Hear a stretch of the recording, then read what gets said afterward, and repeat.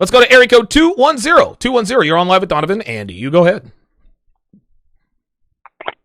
Hey, Donovan, can you hear me? Yes, sir. Hey, so I'm kind of in a weird situation where I've been living with a chick for a couple years. Then I found the red pill. Then, I decided to put myself together, and I'm getting some cash. Like, I did a real estate deal. I'm getting like $500,000 cash, and I decided I didn't want to live with this chick anymore and bought my own house. Good. I'm waiting for that check to clear, and as I'm talking about, like, hey, I'm getting ready to move out, what other funds do we need to get set up, and blah, blah. It's just constant attention-seeking, constant fighting, constant a bunch of shit. Okay. And it's one of those where I'm like, all right, cool, I'm going to cut the check so we can be done, but what else do I need to look out for? Okay, back up for a second because I'm a little confused. What are you cutting the check for? So I've been living with her or whatever, and my cash flow wasn't right. Okay. Like, she has her own place, and, I wasn't, making a lot of cash, so, like, it was just, like, groceries here, like a bill here. Okay. But not, like, half the rent or whatever the hell. So what you're saying, hold on real quick, just to make sure. So you lived with this woman. Were you in a sexual relationship with this woman, or did she just take you in? Yeah, she was the girlfriend or whatever. Okay, all right. And so what you're saying, if I'm understanding you correctly, because when you moved in with her, you weren't really well off financially, and she carried you some of the time, that you feel obligated to break her off some of this $500,000?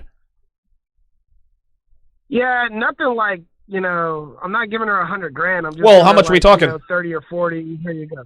30 or 40 what? 30 or 40. 30 or 40 what? Dollars? Grand. Oh, no. Caller. No. Caller. Please do not hang up. Do not hang up, because I'm going to explain something to you here. Okay. And listen, man, I know you mean well. Okay. And the reason why I'm not going to be hard on you about this is because you're on some man shit. Hey, you looked out for me when I wasn't doing so well. Now that I'm doing well, I'm going to look out for you. Here is the problem with what you are doing, and I'm going to relate it to the opposite way, okay? If the situation were reversed, let's just say that you made more money than she did, and she moved in with you, right? Let's just say that she didn't really have much money. You paid most of the bills, all the bills, whatever the case may be, and she came into $500,000 and decided that she didn't want to live with you anymore. Do you think, caller, knowing what you know about women now, do you believe that she would feel obligated to give you $30,000 to $40,000? Yes or no? Oh, emphatically fucking no. Exactly. Right? And here's the thing. She would absolutely be right. She doesn't owe you a goddamn thing. You didn't beg her to come live with you. You didn't beg her to pay the bills. You did this of your own free will and volition. This was your choice. Again, we're talking about the roles that were reversed here. I'm going to give you another example. When a girl goes out on a date with a guy and he buys her dinner, buys her expensive drinks, buys her dinner, right? What do women always say? They always say, well, just because you buy me dinner does not oblige me to sleep with you. This is what women say. Just because I go out on a date with you doesn't mean I owe you anything.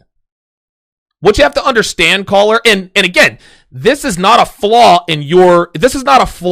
okay? The only reason I'm advising against this is because she's a woman. Now, if it was one of your homeboys, like if one of your homeboys took you in, listen, man, I lost my job, blah, blah, blah, blah, blah.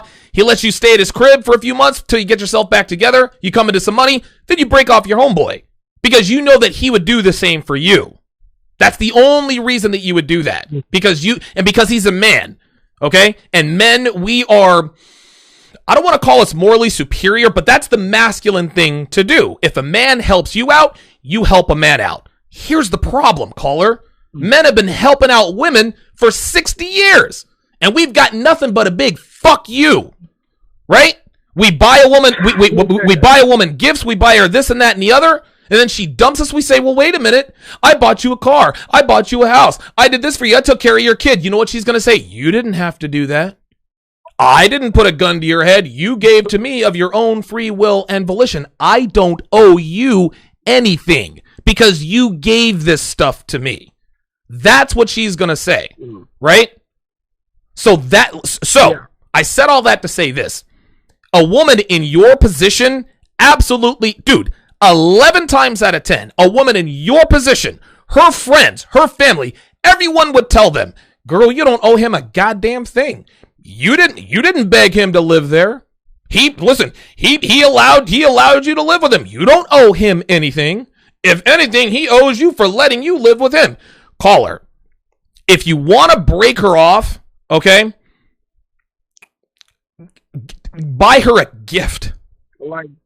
Get her a little $20 gift, maybe a thank you card, whatever the case may be. But do not give her anything over 2 figures. Do not give that broad $30,000 to $40,000 because I am 200% sure that she would not do the same for you if she were in your shoes. I promise you.